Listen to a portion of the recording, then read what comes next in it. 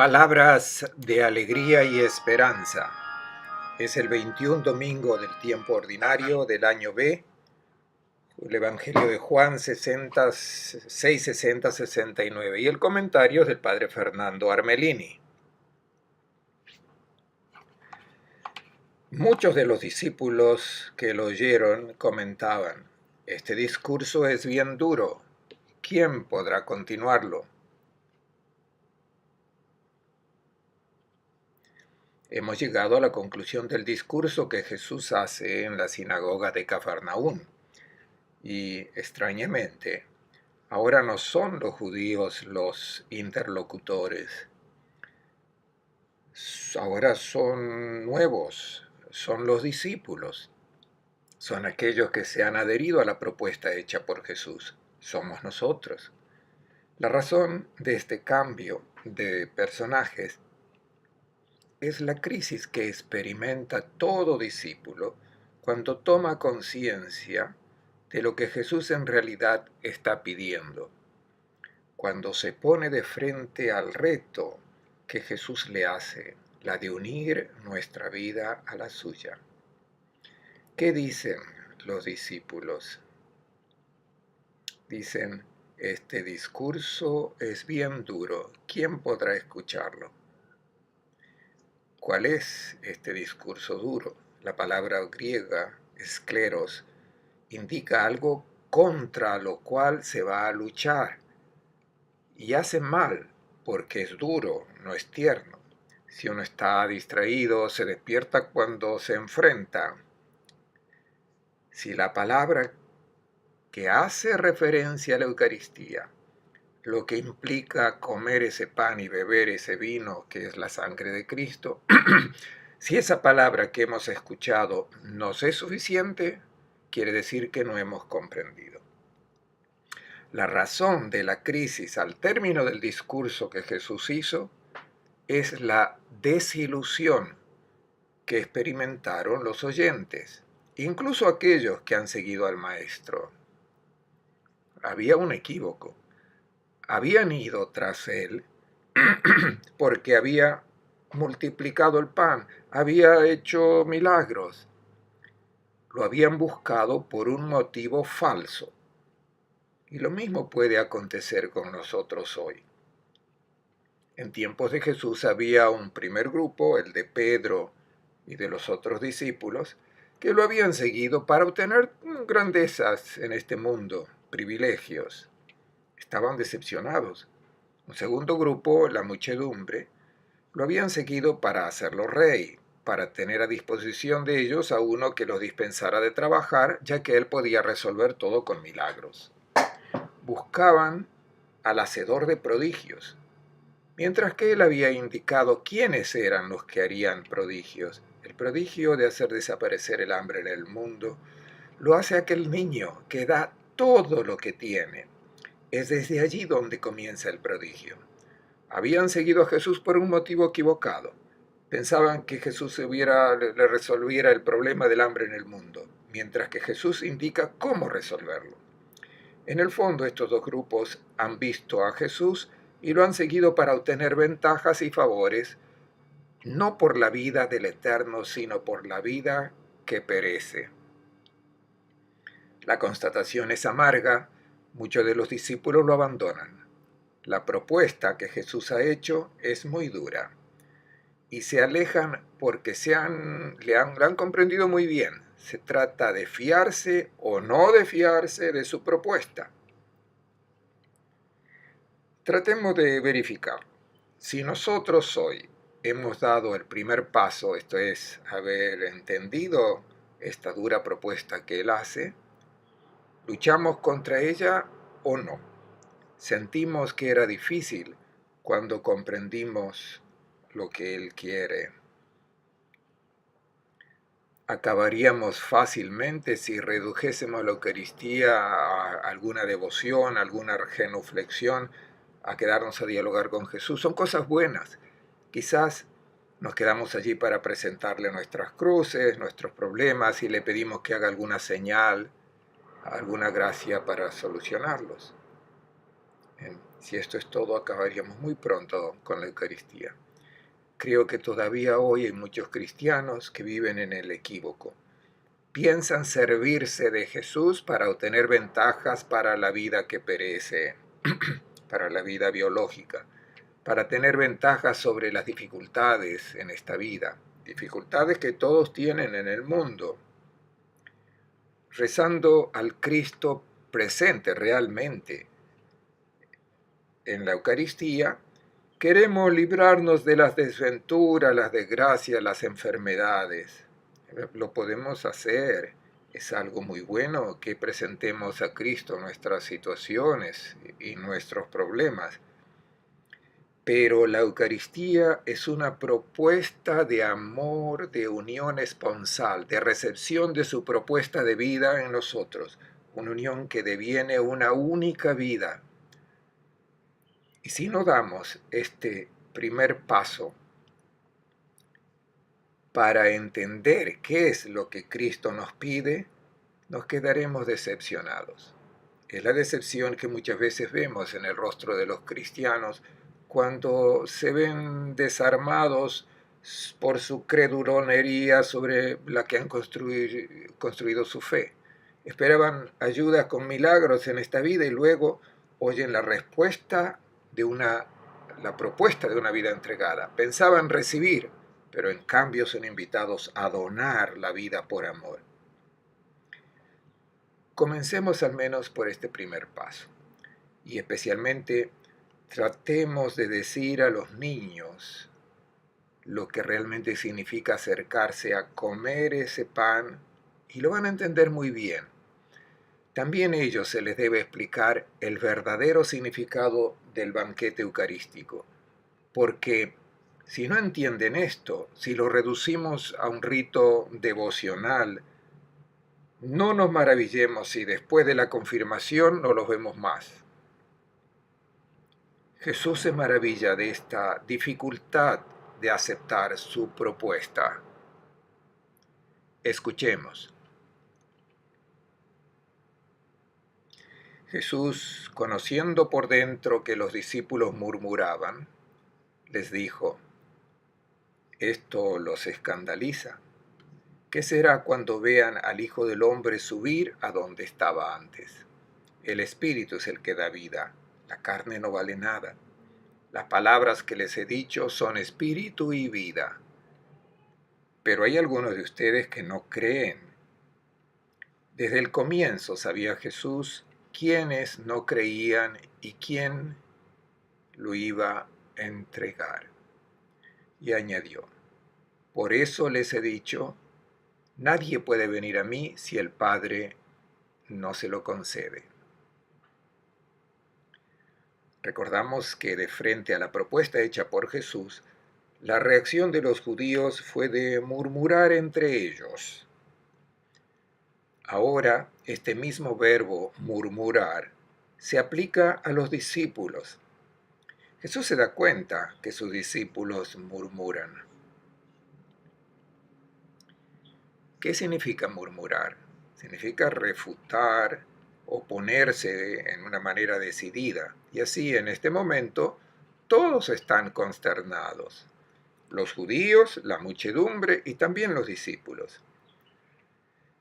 Se trata de la dificultad de aceptar ser como Él, de donarse a sí mismos, de sacrificarse por los demás, porque esto humanamente es un fracaso. Y la Eucaristía significa celebrar este recibimiento de la propuesta de Jesús. Jesús continúa: «¿Esto los escandaliza?» El escándalo es un tropiezo. Es lo que Jesús dijo, hacer tropezar la fe de muchos. Esperaban otra cosa, y el pedido que Jesús hace de ofrecer la propia vida para seguir su propuesta empuja a muchos a dejarlo, a alejarse. Y Jesús no se sorprende por esto, pues sabe muy bien lo difícil que es donar la vida. Recordemos lo que dice la carta a los Hebreos. Por haber sido puesto a prueba y haber sufrido personalmente, está capacitado para comprender y para ayudar a aquellos que deben superar sus propias pruebas, la del don de la vida.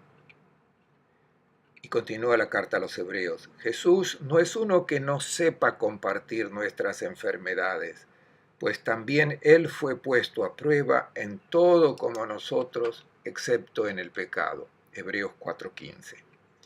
Y Jesús se maravilla que también entre sus discípulos muchos lo dejen y se alejen.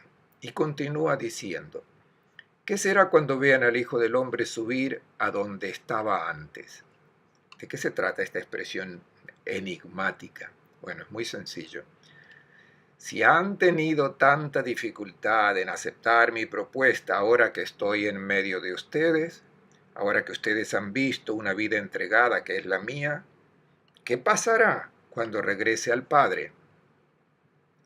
Les será necesaria una fe aún más pura.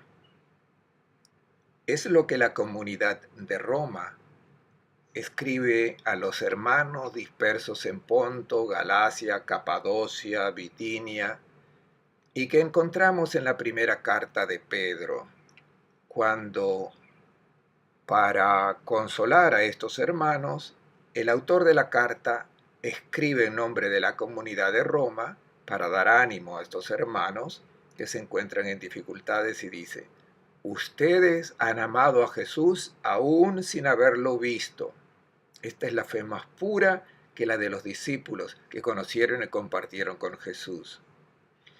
Y creyendo en Él sin verlo todavía, se alegran con gozo indecible y glorioso, ya que van a recibir como término de su fe la salvación personal. 1 Pedro 1, 8, 9. Esta fe auténtica es la que nos pide a nosotros hoy, que no tiene necesidad de verificación, de visión. Recordemos las palabras del resucitado a Tomás, porque me has visto, has creído.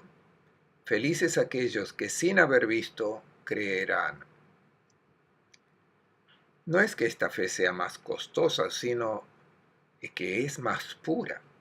Jesús continúa su discurso diciendo, el espíritu es el que da vida, la carne no vale nada. ¿Qué es lo que quiere decir? Para dejarse envolver en esta fe, los razonamientos humanos, los de la carne, los que se deducen de nuestros razonamientos terrenos, estos razonamientos no nos sirven para nada. La persona, con toda su inteligencia, con toda su capacidad de discernir y de evaluar, no llega a aceptar esta propuesta que Jesús hace. Quien quiera entender la propuesta evangélica debe tener un corazón abierto a la voz del Espíritu. La inteligencia humana va en dirección opuesta, va en torno al egoísmo, a pensar en uno mismo, a gozar de la vida. Pero es la voz del Espíritu el que te hace entender que para recibir la vida del Eterno debes unirte a la propuesta que Jesús te hace. Las palabras que les he dicho son espíritu y vida. Y ahora Jesús introduce un personaje muy misterioso, que es el de Judas. Este personaje lo introduce Juan, el evangelista, como la imagen del antidiscípulo, del que se opone, del que refuta la propuesta de Jesús. No se ha dejado librar del repliegue en ese pan que perece y no acepta el pan que alimenta la vida que permanece. Arruina su propia existencia, se suicida. Jesús está hablando aquí de Judas, el Judas histórico, sino del Judas que está presente en todo discípulo. ¿Cuál será la búsqueda del que ha comprendido lo dura que es la propuesta de vida hecha por Jesús? Escuchemos. Desde entonces muchos de sus discípulos lo abandonaron y ya no andaban con él. Así que Jesús dijo a los 12, ¿también ustedes quieren abandonarme? Jesús Pedro le contestó, Señor, ¿a quién iremos? Tú tienes palabras de vida eterna. Nosotros hemos creído y reconocemos que tú eres el consagrado de Dios. Desde ese momento muchos de sus discípulos lo abandonan y no regresan a él. La conclusión es amarga, pero previsible. Estos discípulos que están tan bien presentes en nuestras comunidades no son personas malas, no son los traidores, son coherentes con las decisiones que decidieron tomar. Si se han dado cuenta, si han comprendido bien que el maestro está exigiendo mucho y no lo aceptan. Y lo que es hermoso es que Jesús respeta la libertad. Jesús hace su propuesta, pero no obliga a nadie. En el enamoramiento no cabe ninguna coacción, no se puede infundir miedo, no. La opción debe ser totalmente libre, pues se ha entendido que vivir es ser como Él. Y los deja ir. Quizá lo repiensen. Creo que también hoy la gente tiene oportunidad de rever las opciones que han hecho cuando vean que aquellos que dan su adhesión a Cristo son personas auténticas, personas logradas. Muchos, pues, se alejan porque Jesús no realiza sus expectativas. Para esclarecer este punto, el evangelista Juan no narra la institución de la Eucaristía, sino que pone el lavamiento de los pies, porque acercarse al banquete eucarístico significa unir la propia vida a aquel que lava los pies de los hermanos. Jesús, de frente a tantos de sus discípulos que se alejan, dice, ¿también ustedes quieren abandonarme? Es una traducción deficiente. Pareciera que Jesús desafía a las personas diciéndoles, si quieren irse, lo pueden hacer. Eso no es el significado del texto griego. El texto comienza con una negativa que implica una respuesta positiva. Tendría que traducirse, ¿no es que por acaso también ustedes quieren alejarse?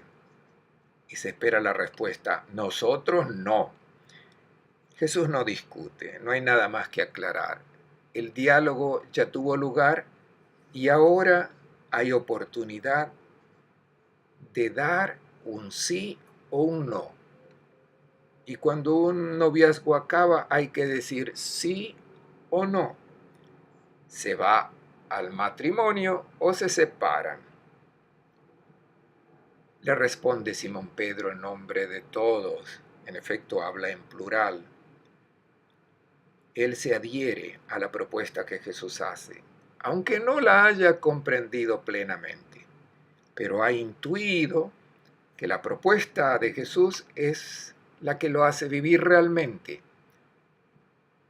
No son personas perfectas, como no somos perfectos nosotros que nos acercamos a la Eucaristía. Hemos comprendido, hemos aceptado ese discurso duro y esto es ya un primer paso. Pero no hemos comprendido todo. Existen todavía las dudas y la perplejidad, pero igual que Pedro, también nosotros invitados a dar también nuestra adhesión al Maestro. Pedro dice, nosotros hemos creído y reconocemos que tú eres el consagrado de Dios. Consagrado o santo de Dios significa que es alguien completamente diverso de cómo nosotros habremos imaginado al Mesías. Jesús dice,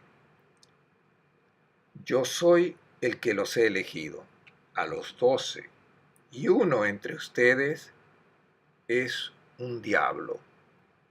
Jesús ya se lo había dicho a Pedro, eres un diablo, o sea, tú haces una opción que es opuesta a la mía, o sea, uno que Jesús ha elegido. El evangelista hablaba de Judas Iscariotes, el que estaba por entregarlo. Y Jesús insiste, uno de los 12. ¿Por qué esta insistencia sobre uno que pertenece al grupo de los discípulos? Uno de los 12 puede ser uno que entrega al maestro. ¿A quién representa? Representa, aún en el interior de nuestras comunidades, a los que quieren continuar con sus propias convicciones, con sus propias expectativas, y si Jesús no satisface estas expectativas, se opone. No solamente se aleja, sino que lucha en contra. Hay que notar que es uno de los 12, uno de la comunidad. Esto es un motivo de reflexión para nosotros, para que nos examinemos bien. ¿Hemos comprendido bien lo que Jesús nos pide cuando nos acercamos al banquete eucarístico? ¿Y qué es lo que implica esta decisión? Se trata de darle nuestro sí esponsal, nuestra adhesión a su vida. Les deseo a todos un buen domingo y una buena semana.